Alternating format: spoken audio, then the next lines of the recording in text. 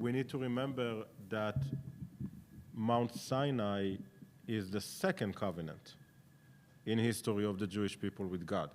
The first covenant was with Abraham. And then we know what happened in the story, and we know what happened with Joseph and the Jewish people, and they became slaves, and more than 440 years, and now it's a point of history when they are finally free.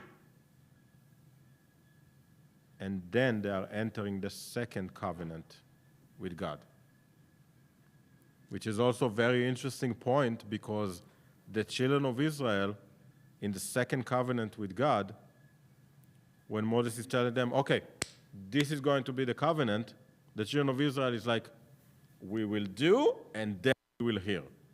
So they are like, we already agree. Don't even worry about it. We are so thankful for God. God led us out of Egypt with your help. So they literally say, we'll do, then we will hear what you have to say. Let's continue a little bit more. You shall take a table of archaea wood, 2 cubits long, 1 cubit wide, and a cubit and a half high. Overlay it with pure gold, and make a gold molding around it. Make a rim of a hand's breadth around it, and make a gold molding for its. Tefach is literally this. This is the unit measurement. Tefach is this. For its rim round about.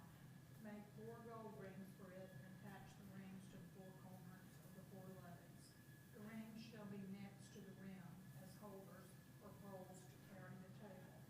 Make the poles of acacia wood, and overlay them with gold. By these the table shall be carried.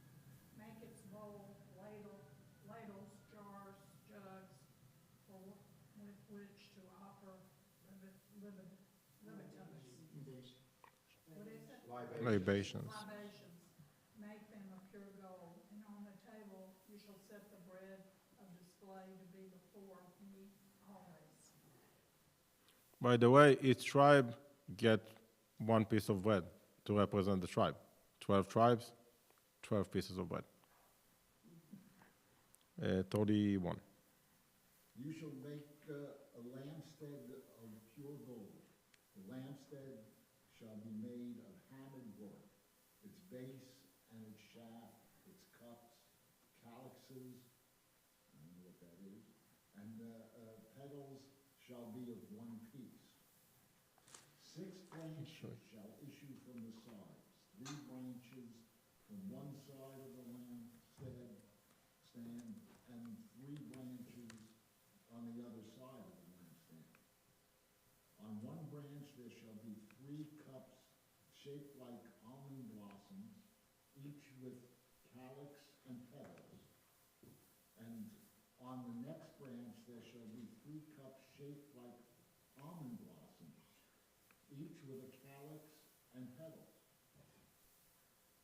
So for all 6 branches issuing from the lampstand.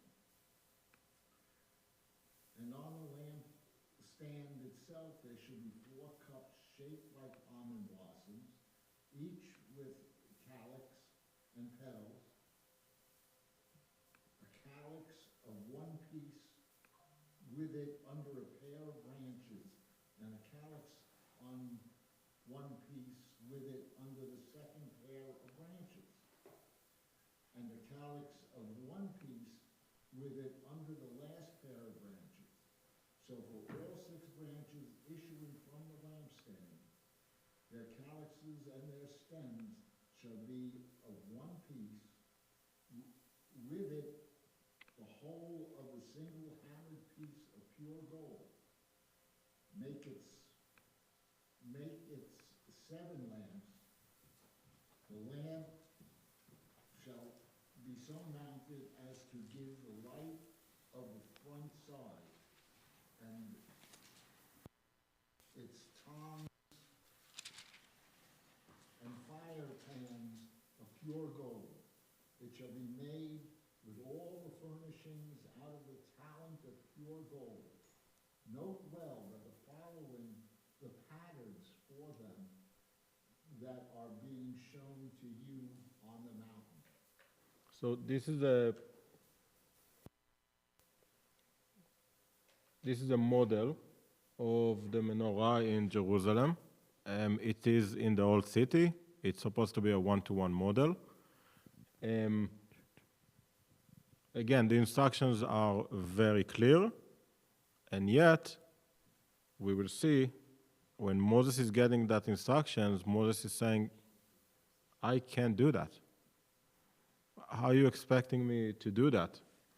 And then God is saying, well, I gave a gift. I gave a gift to Bezalel ben Uri. Bezalel ben Uri was an artist. And also very significant meaning that God is giving us gifts. So I gave a gift to Bezalel to be an artist and to be able to do that. And it means, it's very simple and very important, I think, meaning to our lives today. Each and every one of us have a gift from God. We just talked about it with the students. But some of us are good artists. Some of us are good with finance. Not me. Some of us are good with animals. Some of us are good with education. Each one of us have a gift to bring to this world, like Bezalel. By the way, the name of the best art school in Israel until today is Bezalel, named after this biblical character that got the gift of being an artist from God. Any questions so far before we get, yes? What's exactly the calyx? The what? The calyx? That's what I was looking up. What is exactly the calyx on the image? I think they are referring to those. To the top where you put the oil itself, where the oil itself is sitting. Because the menorah, we are not talking about wax, we are talking about olive oil. By the way, also the olive oil have to be pure oil, first cold press, which by the way, if you like olive oil, that's the best olive oil to have. It's only the best for God. And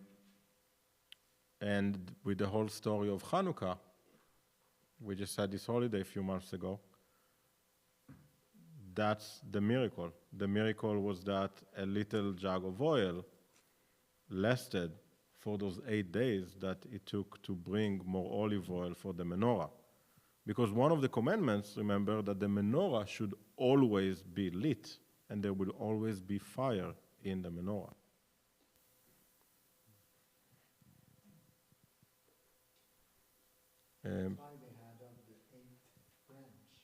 That's why they add up the 8 branch, yeah. Because, so very important detail that a lot of people don't know. Menorah have 7 candles.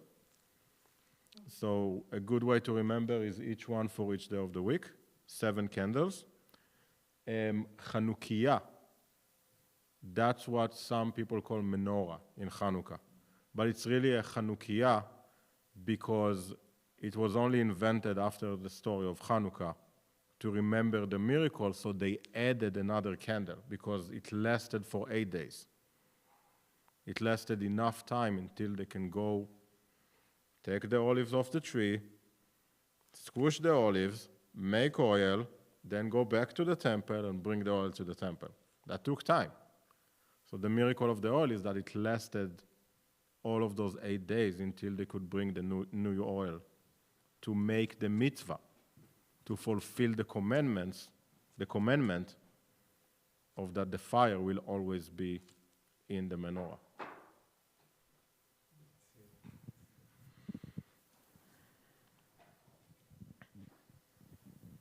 We are on chapter 26, verse 1. As for the tabernacle, make it 10 strips of cloth. Make these of fine twisted linen of blue, purple, and crimson yarns, with a design of cherubim worked into them. The length of each cloth shall be 28 cubits, and the width of each cloth shall be 4 cubits. All the cloths to have the same measurements. 5 of the cloths shall be joined to one another, and the other 5 cloths shall be joined to one another. Make loops of blue wool on the edge of the outermost cloth of the one set, and do likewise on the edge of the outermost cloth of the other set. Make 50 loops on the one cloth and 50 loops on the edge of the end cloth of the other set. The loops to be opposite one another, and make 50 gold clasps and couple the cloths to one another with the clasps so that the tabernacle becomes one whole.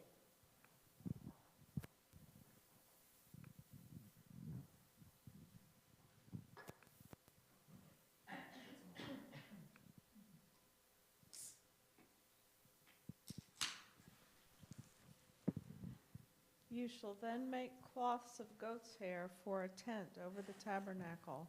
Make the cloths 11 in number. The So- length of each... 1 second, sorry. This is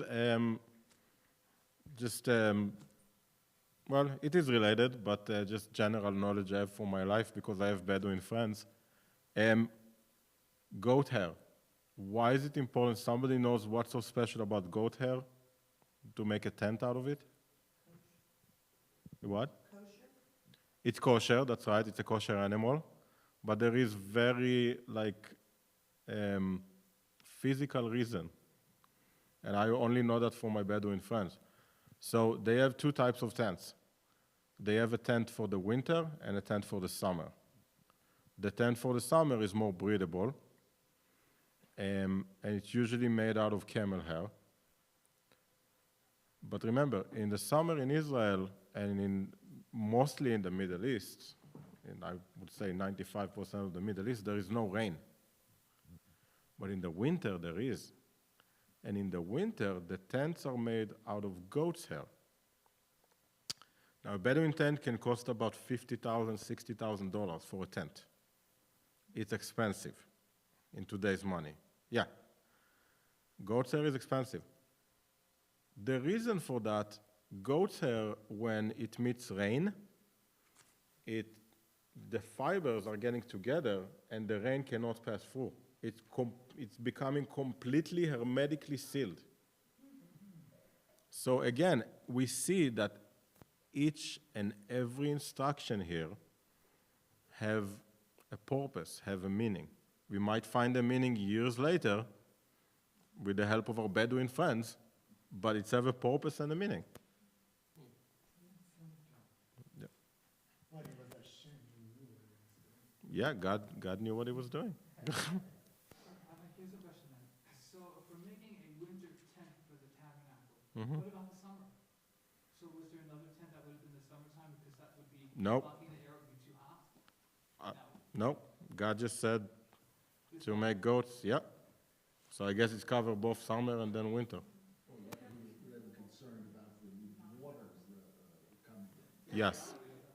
And the water, They were concerned about the water. a side door for air, but if the water's coming in, you've got to stop it.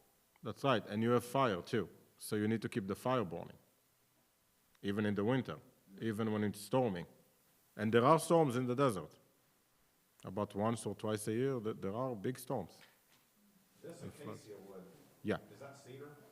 No, acacia wood, it's still there.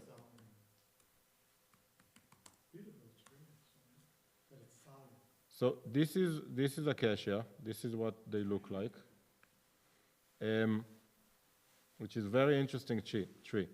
So acacia tree is a remnant to when those areas about some 10,000 years ago, some 20 or 30,000 years ago, used to be much more like the savannas in Africa, so much more rain and water. And then the desert, and then it became desert with climate. But the acacia wood, because they have very long roots and can get to water under the surface, that the water will stay in the aquifer for millions of years, they stayed as a remnant. So this is the acacia wood from the story. And even in this, it says the shark skin. You know, that means that there hasn't been water. Dolphin. So, the Red Sea. Yeah. They are talking about the Red Sea. Tachash, it's called Tachash. And Tachash, in this translation, they put dolphins. We don't really know what that animal was. It could be dolphins, it could be seal, Davy seal, dugong also, like it could be, parat yam, manatee, which you do have in the Red Sea. So some people think it's manatee skin. It's very interesting detail, actually, biologically. But we don't really know what God means by tachash, because it's a word that haven't been used for thousands of years, so lost.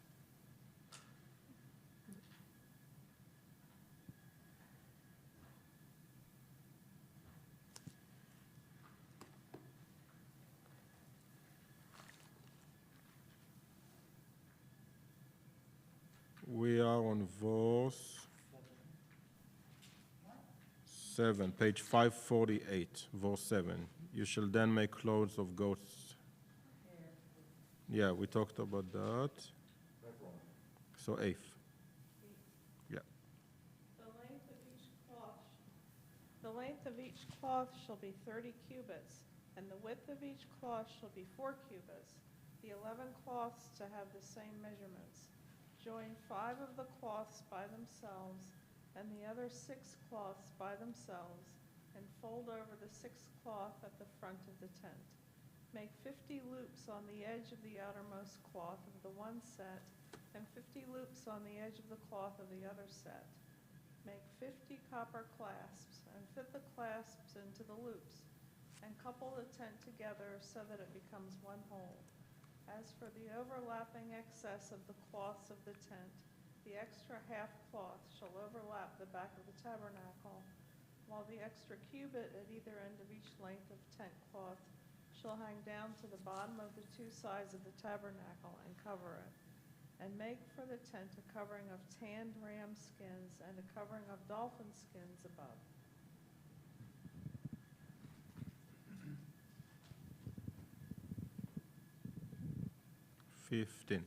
Page 549. Which one is it? You shall make the planks for the tabernacle of acacia wood upright. The length of each plank shall be 10 cubits, and the width of each plank a cubit and a half. Each plank shall have 2 tenons parallel to each other. Do the same with all the planks of the tabernacle. Of the planks of the tabernacle, make 20 planks on the south side, making 40 silver sockets under the 20 planks, 2 sockets under the one plank for its 2 tenons, and 2 sockets under each following plank for its 2 tenons. So they are talking about those, the outer wall. All of that. And for the other wall of the tabernacle, on the north side, 20 planks, with their 40 silver sockets, 2 sockets under one plank, and 2 sockets under each following plank. And for the rear of the tabernacle, to the west, make 6 planks, and make 2 planks for the corners of the tabernacle at the rear. They shall match at the bottom and terminate alike at the top inside one ring. Thus shall it be with both of them. They shall form the 2 corners. Thus there shall be 8 planks with their sockets of silver, 16 sockets, 2 sockets under the first plank, and 2 sockets under each of the other planks. So we You have shall make- 550, 26. You shall make bars of acacia wood, 5 for the planks of the one side of the tabernacle. 5 Those bars. are those big ones right here. Sorry.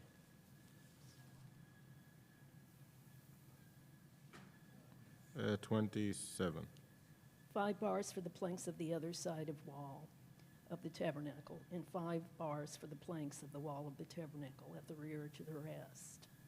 The center bar halfway up the planks shall run from end to end. Overlay the planks with gold and make their rings of gold as holders for the bars, and overlay the bars with gold. Then set up the tabernacle according to the manner of it that you were shown on the mountain. So now we are getting into,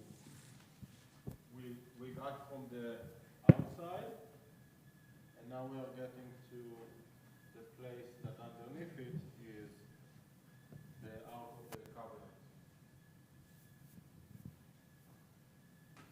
And we will see all of that, I have a video of that, but you see all of the different, there are different vessels and different things, and also different areas that people are allowed to.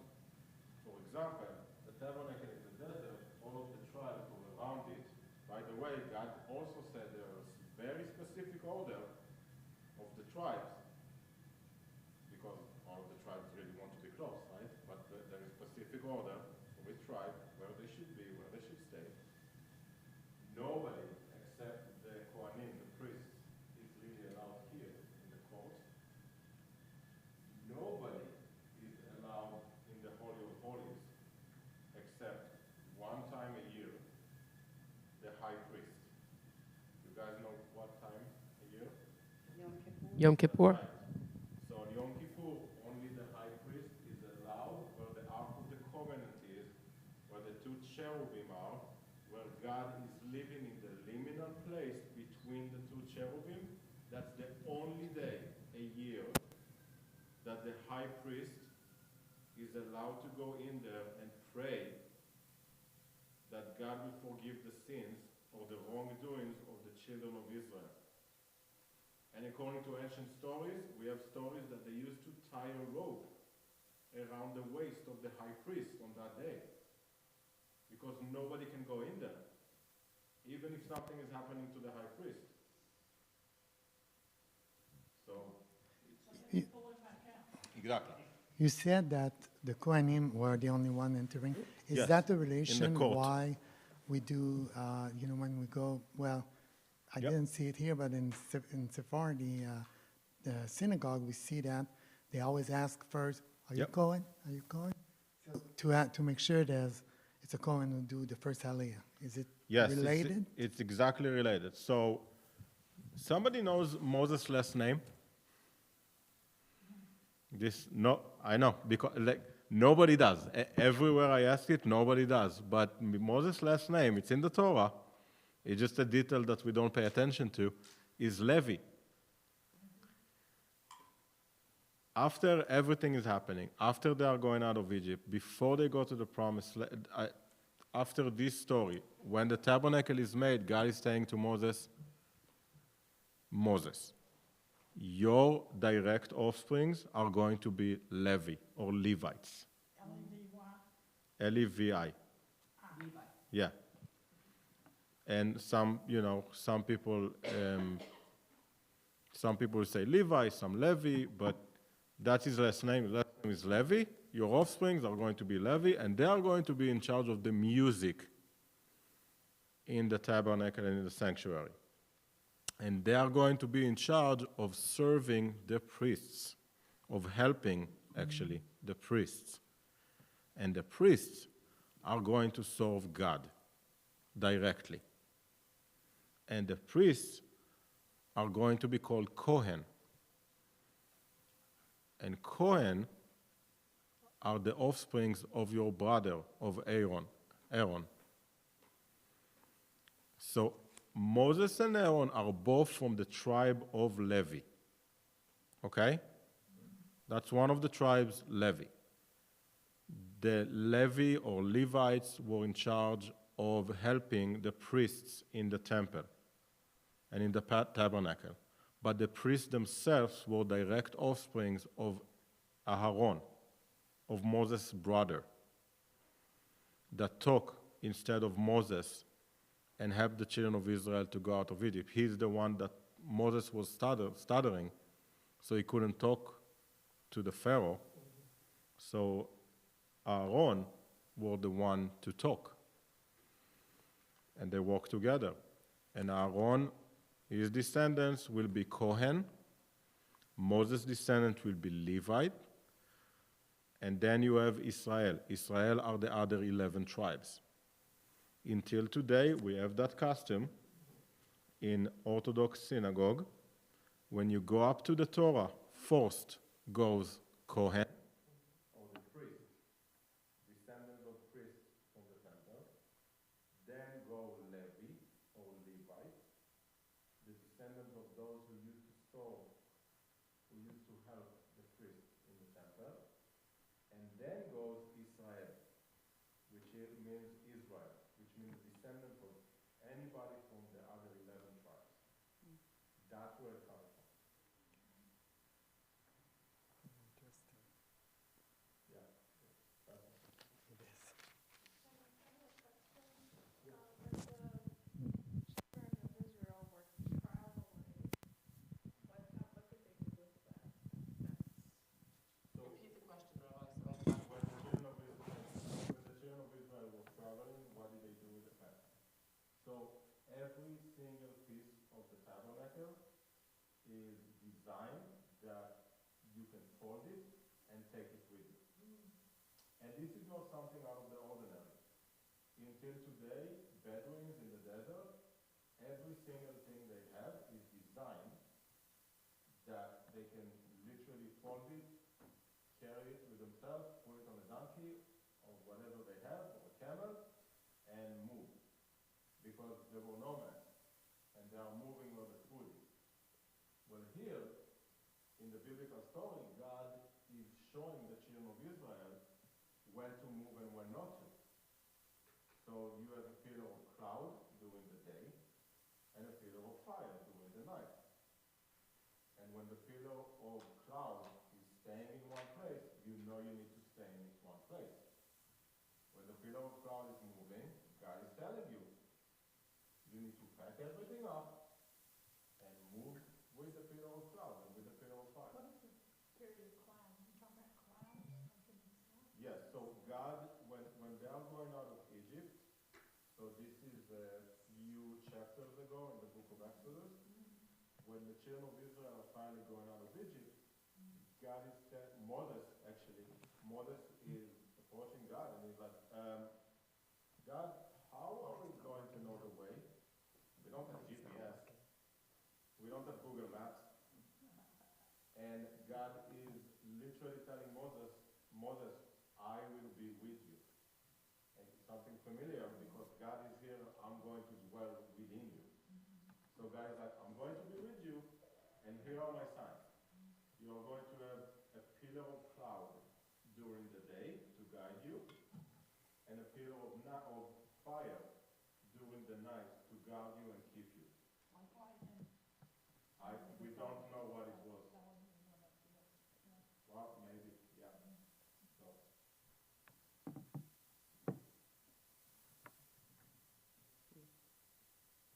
Rabbi? we are 554. You shall make a curtain of blue, purple, and crimson yarns, and fine twisted linen. By the way, sorry to interrupt. Sure. Those are, all of those colors Or in the talit. are, well, the tchelet is in the talit, right? The blue is in the talit. But, and it starts with the blue. All of those colors are colors of royalty and Okay. the hardest colors to put in a fabric Mm. in that time. Until today, we are using this for a kosher talit, for a kosher blue thread on the talit. If you ever saw the blue thread, it's one of the commandments. We are using the ancient ancient method of making that color. Somebody knows how you make blue in the ancient times? You literally go to the shores of the sea and you collect snails that when you crush their shells are blue. When you crush their shells, they are making a fine powder that you then mix, and only then you have the blue color that you can paint the fabric with. That's why it was so rare. And until today, this is how they do it. And it takes about 10,000 snails to make enough blue. It's expensive. Until today, when you buy a thread for a talit, a blue thread to put in the talit, because God told us to put a blue thread to remind us of God and of God's commandments and of royalty, God the King. Until today, one thread will cost about $20 or $30. Because you need all of those snails, and those are really rare type of snails, and until today they do it at the same methodology like they used to do thousands of years ago. Yeah? Not around the world. No, around the world. If you are an Orthodox Jew, you will use a kosher thread. A kosher thread needs to be done a certain way. And of course, not on Shabbat and so on and so forth. But that's a given. So we are on 32, page 550. I'm sorry, I'm It's okay. trying to make sure that everybody online can hear you. Oh, okay. Thank So you. I've been doing both. Thank you. I appreciate that. And they appreciate that. You don't have credit card or You want to take? Oh, No, Oh, you okay. need that one. okay. 32. Okay. Here it comes. All right. Is it on? Good? Hang it upon 4 posts of Arcadia wood, overlaid with gold, and having hooks of gold, set in 4 sockets of silver. That's expensive.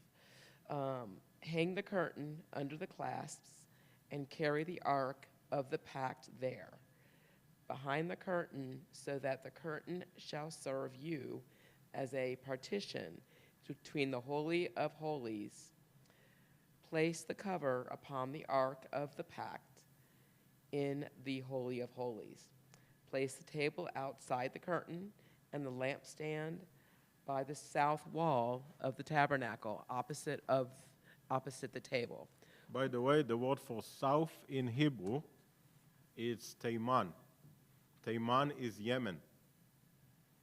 When you are looking at Israel, Teiman is south of Israel. Yemen, Teiman, Teimana. Right here, the word for south.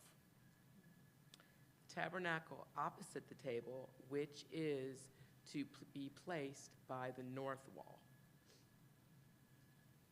Should I continue? Yes. Okay. You shall make a screen for the entrance of the tent of blue, purple, and crimson yarns, and fine twisted linen done in embroidery. Make 5 posts of Arcadia wood for the screen and overlay them with gold, their hooks being of gold, and the cast of the 5 sockets of copper. Again, very expensive Yep. metals in the ancient times and until today. The price is going up again. So we will talk about it, but God is asking for the children of Israel to give up very expensive things that they finally got after all of those generations. I have a question before continuing. Yeah. They say a partition between the Holy and the Holy of Holies. Yes, What is between those two? good question. We will go soon to a video of inside the tabernacle, but right. This is the holy, the whole space. Underneath the cover, that's the holy. But that space has another room inside it. Inside. Yes. So inside that space, you will have the menorah all of the breads for the 12 tribes, right? And then you will have an altar for incense. And then you have the partition. And behind the partition, Holy of Holies. and that's the place that nobody is allowed to go ever, except the high priest, except on Yom Kippur. That's the Holy of Holies. And the Holy of Holies, there is only one thing, which is the Ark of the Covenant, the 2 cherubim, inside the Ark, the 10 Commandments, the staff of Aaron, and manna, and between the 2 cherubim, God. So when he said between Holy and the Holy of Holies, it's like all the, where the bread is, where the menorah is. So That's the between. the holy is where the bread, the menorah, and the altar. And then you have a partition and another room, which is the Holy of Holies. To make sure you have the part, okay. Yeah. Yeah, okay, I figure it out. I couldn't visualize it. Now I can. No, that's why I'm here. That's why. It's a lot. There is a lot in this chapter. There is a lot. Until today, like this is, for example, a model of the second temple in Jerusalem. So that will come 1,500 years after this story. After the first temple got destroyed, and then the second temple, this is the second temple. But again, this is the yard. This is the yard right here with the altar that you bring sacrifices on the altar. Then, right inside here is the Holy and the Holy of Holies inside. So the Holy of Holies is the most inner room in the tabernacle or in the temple that nobody is allowed to go into except once a year, high priest, that's it. The priests are allowed to go to the Holy, but not to the Holy of Holies. Even the priest, just the high priest, just once a year, the Holy of Holies. And that's where God resides, on earth, with human beings. First and last time in history.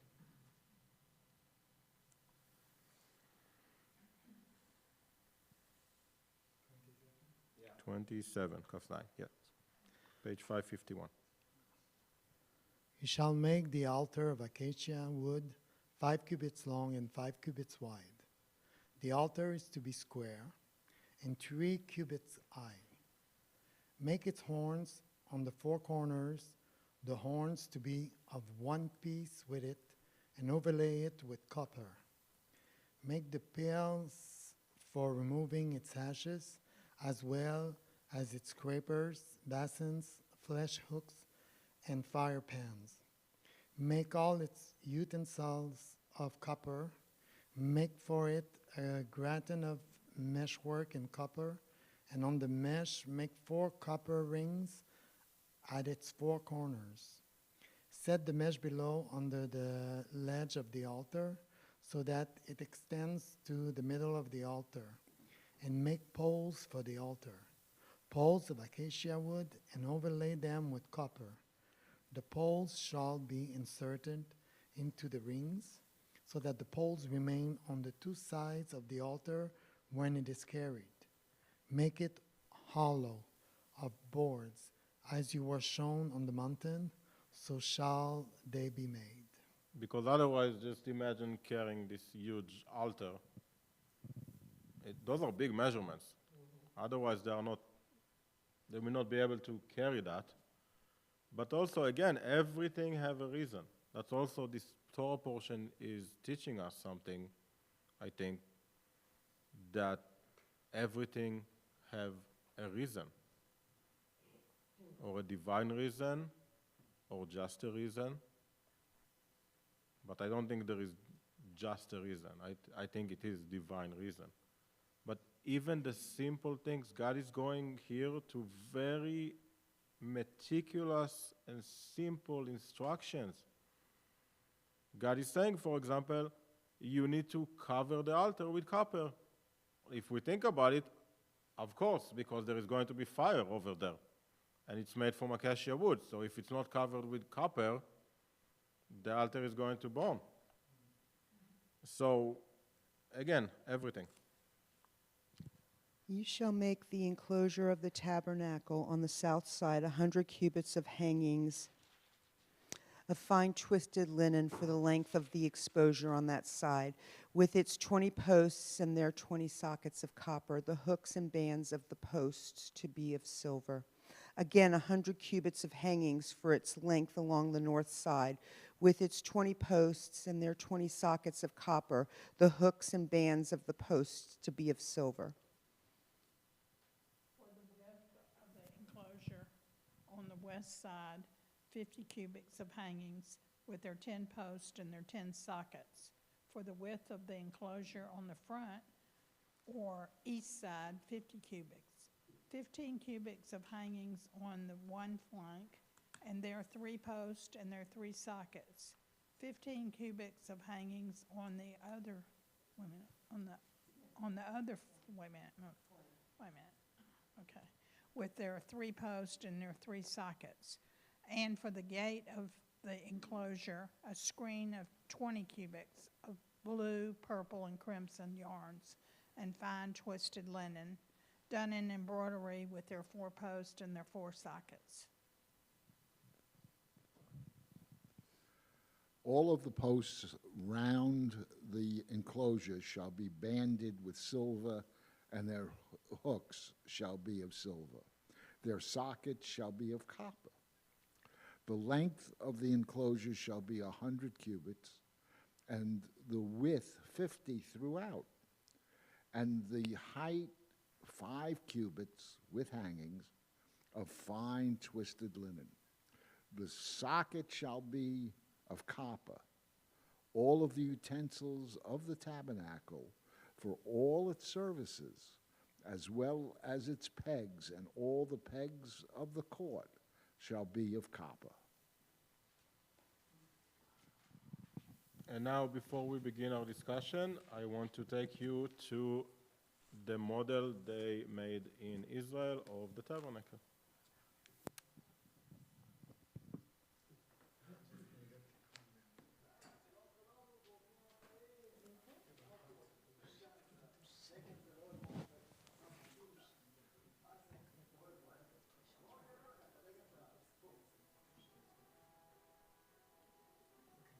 I'm sorry about the Israeli corny jokes that you are about.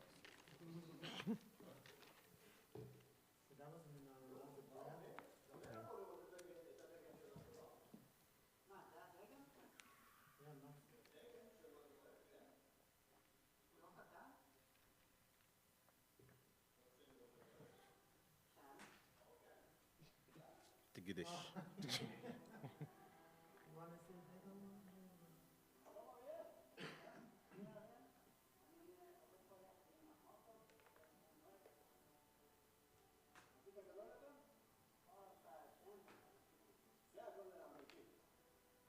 This is in the south of Israel? Yes.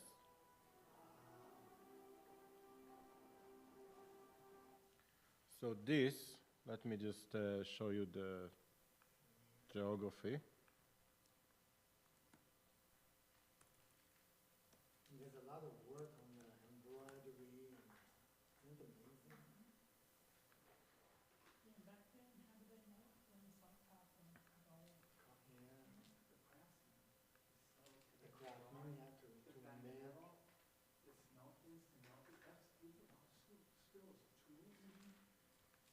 A lot of skills.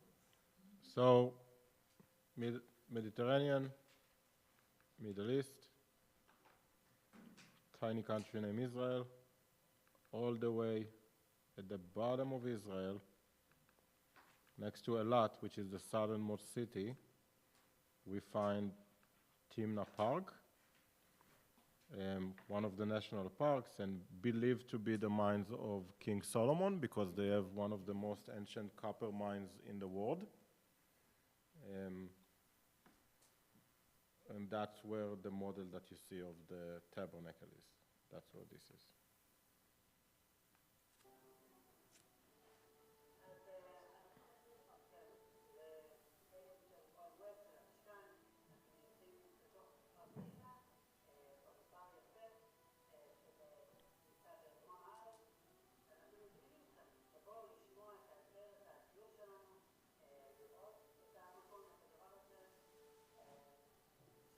So they took the measurements that we just read, and they made a model.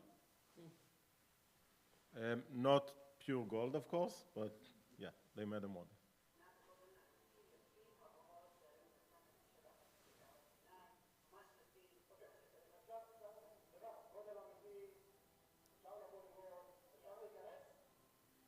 It's very Israeli.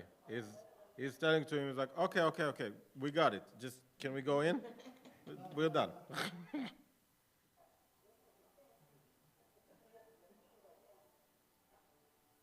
dress, really? Oh, Lordy.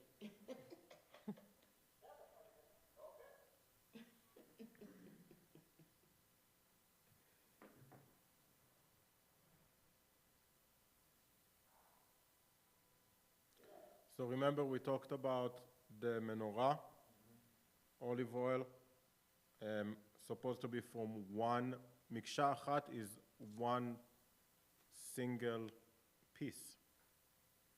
It's not pieces that you put together, it's one single piece of gold that you make it into the menorah. We talked about the fabrics, and very interesting that there are kind of like drawings on the fabric. This altar, which is for the incense, and the bread altar, you can see the bread, you will see it more here.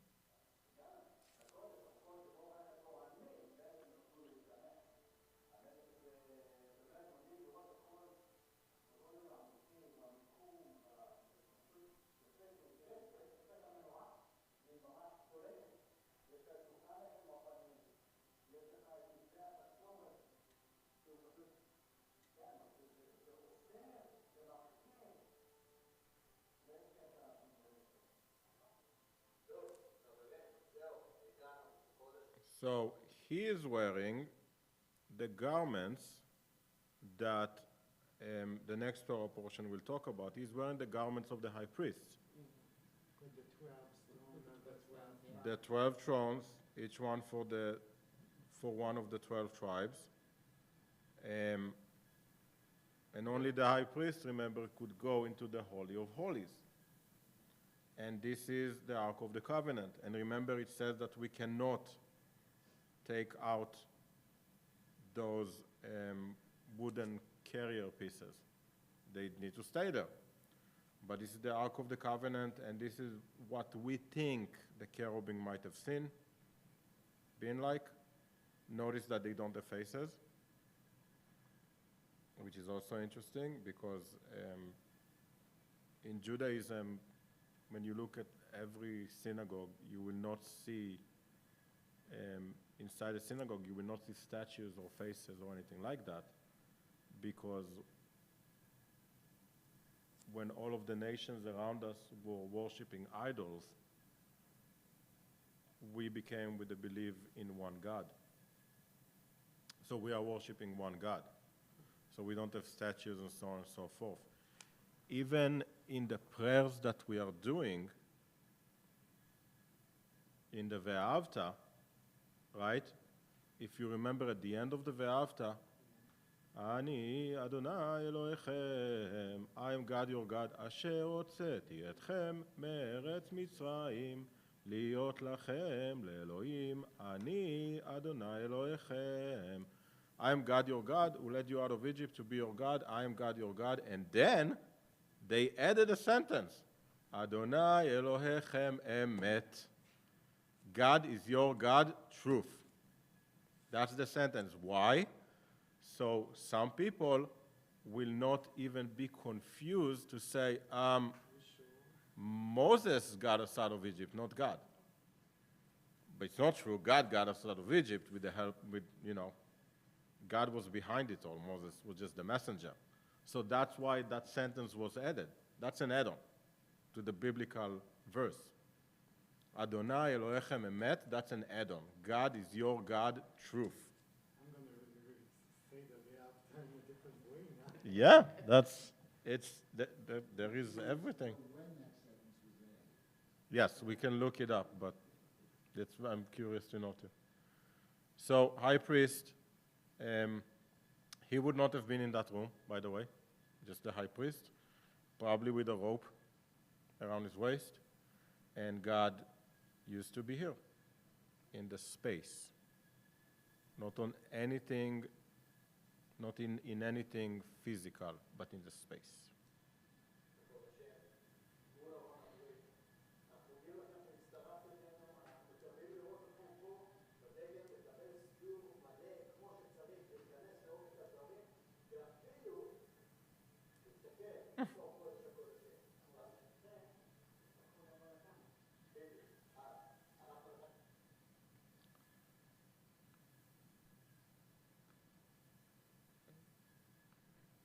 So just for time, I just wanted to ask a few questions because I'm really interested in what you think about what you saw. So the first one is that God instructs Moses how to make a sanctuary for God's presence within the human beings. Can you describe different kinds of sanctuaries that are filled with God's presence that you can think of in your life? Synagogue, okay. People are sanctuary, okay. Mikveh. Family gathering for me. The what? The family gathering, when it's there, it's feel like there's this energy. For me, that's the presence of Hashem. That's beautiful. So we talked about community, we talked about communal places, which is interesting. By the way, Bet Knesset, which is the word for a synagogue, the Hebrew word for a synagogue, does somebody knows what it means in Hebrew? The house of assembly. House of gathering, yes. Literally, Bet Knesset literally means house of gathering, because it's all about what you guys said. It's within people, the community, the relationship within people.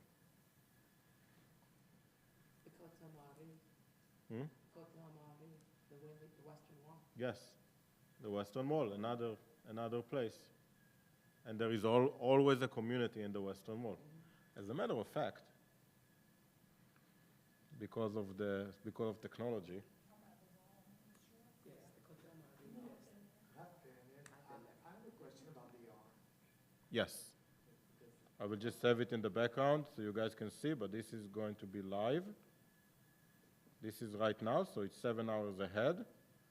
So now it's 8:43 p.m. Yes, question? On this side is a woman. Yes. On the right side is the women's side. On the left side is the men's side. A lot of people see that and think it's coming from pure injustice. There are pictures of the Western Wall in the 1800s that men and women are praying together. What you see here is Israel believed that it's the holiest place for Jewish people. It should be respectful and make it available to everyone, Jewish people. So the state of Israel, a long time ago, chose to have a men's section and a women's section. And a few years back, they also chose to have a men and women's section, again, right near Robinson's Arch, which is a little bit to the right of where the women's section is. The reason that the women's section is smaller is very simple. In Orthodox Jewish law, it says that the women are not obligated to do the same commandments, to do the same things that the men are obligated. That's where it's come from. So they were saying, okay, so more men will come, because they need to do more mitzvot. That's dry law, that's where it came from. That's why the sizes are different, that's it. Because I heard women are closer to God because they carry life. What God was able to, God create life, but women, they carry life, so they have like a level closer to God. Women are seeing very, very, very highly in Judaism, in other religions too, but I can talk about Judaism. women are seeing very high holiness, um, and really as the ones that are behind it all and are sustaining and are giving life. And yeah, so Judaism really view women in a very, very, very positive light. And there are cases that, people are people, and sometimes there are injustices that we need to address. And they are not okay, and they should not be there. And we are addressing, and so yeah, but in the Torah, and later, and in the Middle Ages, and if you talk about, like, there is a really good book if you want to read Rashi's Daughters.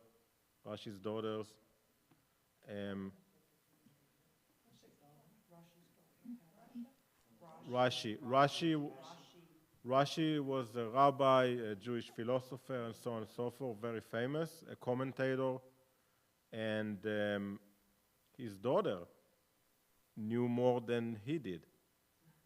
So that's the whole story. And that's a story that goes in ultra-Orthodoxy, actually, that story. My question about the ark. Yes. Go back to the ark. The ark, you remember, if I remember correctly, in the Torah, the son were not assigned to the ark, tried to touch it, and they die instantly. Remember that? Nadav and Avihu. Yes, so it wasn't in the ark, so, wow. They tried to lift the ark. They tried to... introduced foreign Fire. Right. So, Nadav and Avihu... Oh, yeah, that's it. Yeah, but that's not the right depiction. So, the Torah says that Nadav and Avihu... I'm trying to get you to that room. So they're trying to put foreign, and they were Foreign fire and they were killed. here, not in the Holy of Holies. They were trying to put foreign fire right here.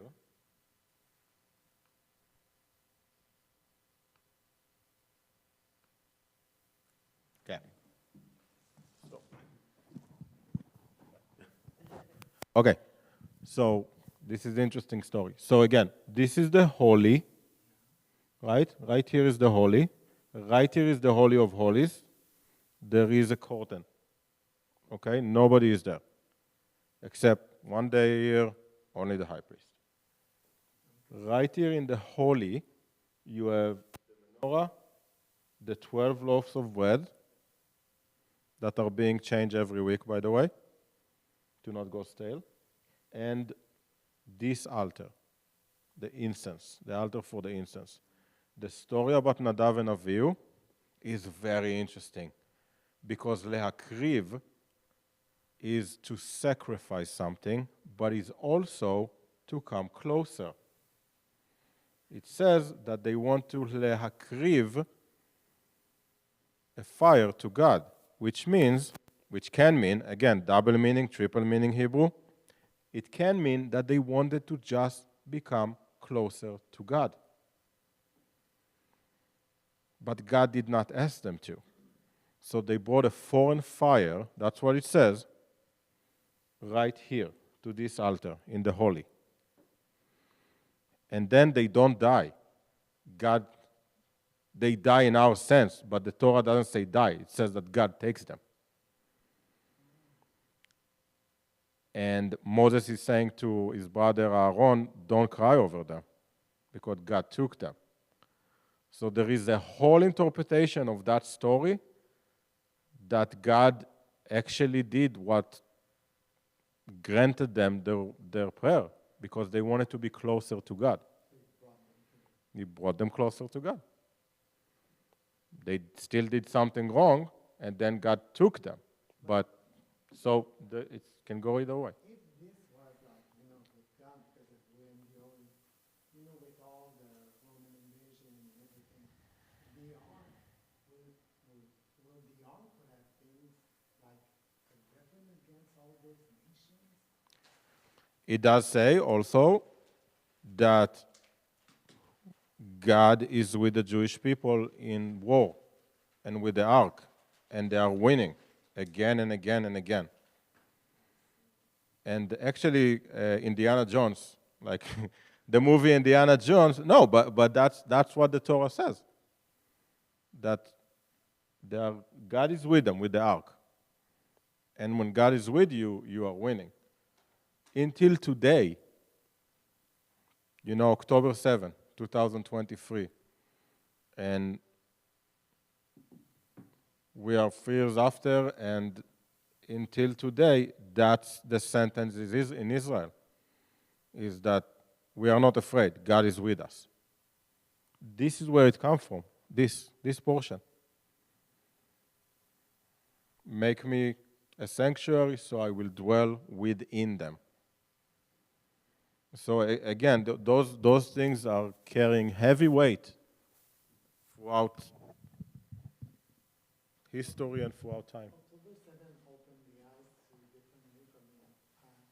Being Jewish, I saw October 7th, the person that the nation is with us as no.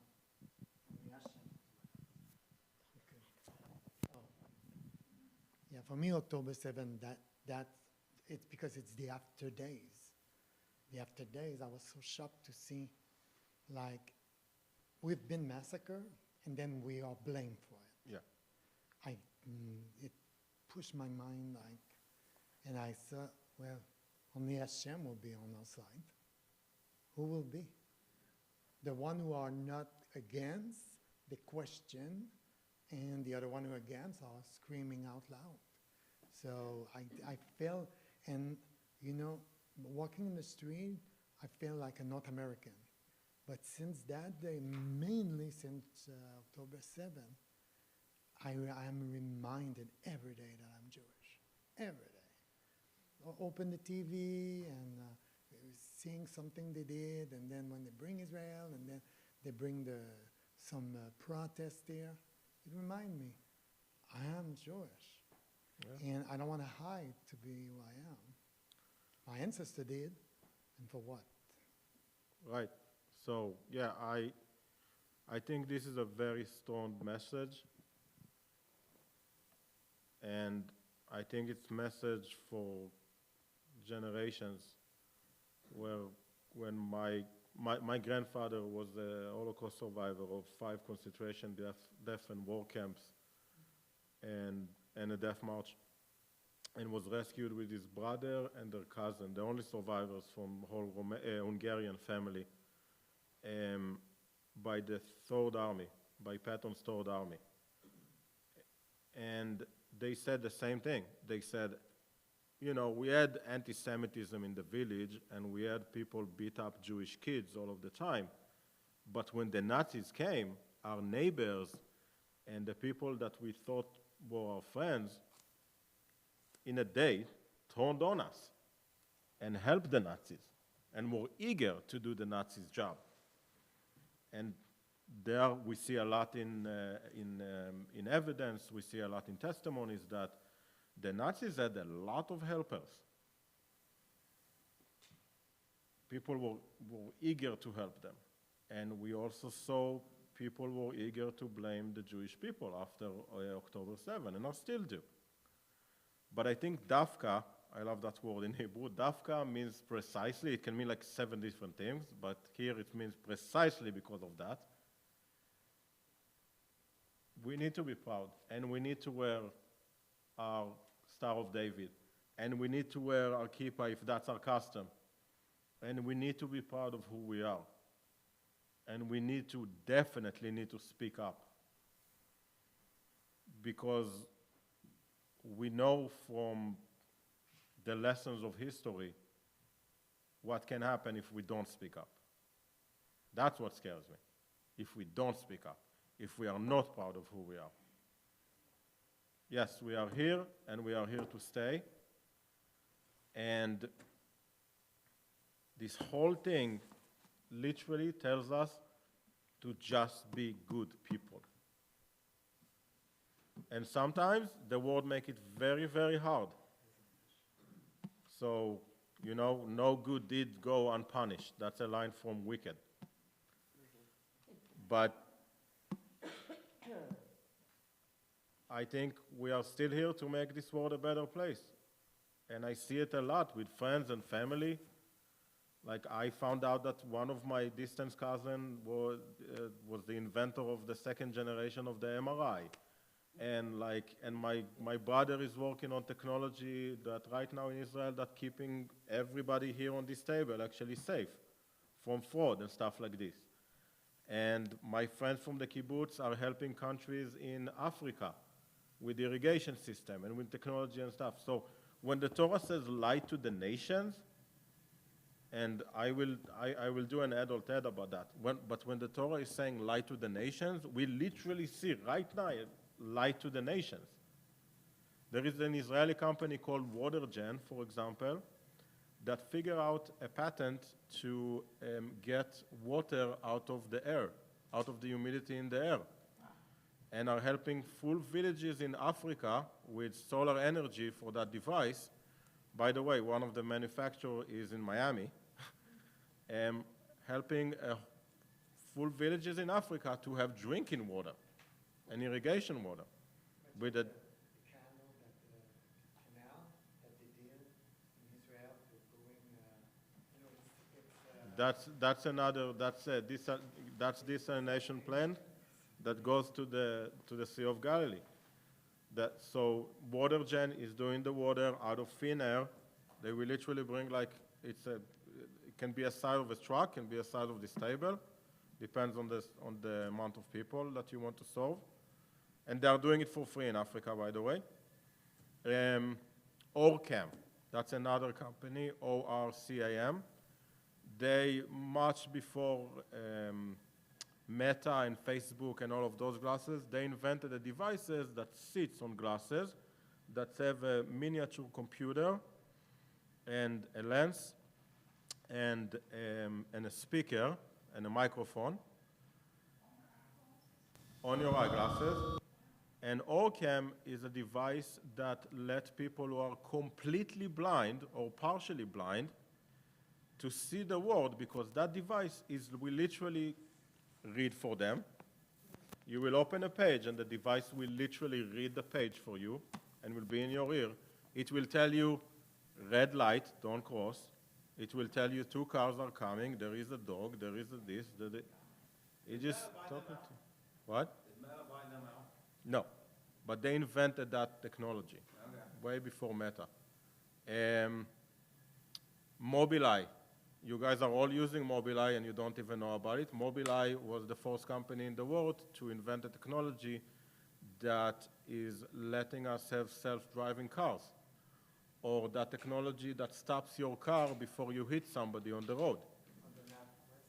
And all of that stuff. That's Waze. Waze is another company. Yep, that's Mobileye. That's the same technology.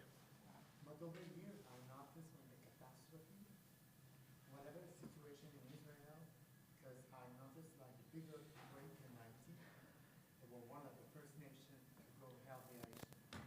Even the big blast in Beirut, Yeah, Israel sent, I know. they wanted to send, but they were stuck at the border. So I will live with that, like a light to the nation and always doing the right thing. I will leave you with this. And I can talk about my own personal life after, but our Torah portion is not demanding from the Jewish people to give donation. It's not saying you guys have to give, because that will not be a donation. God is asking for donation from the Jewish people. Kol asher in the venu libo, all of which his heart so move him to donate.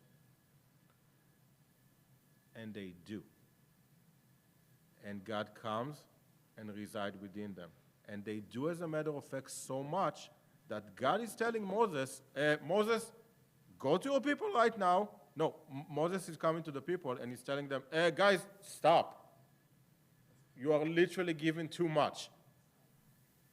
Like, God asked for this, this, and this. We have it. Like, stop giving. You could have made one sanctuary for each season.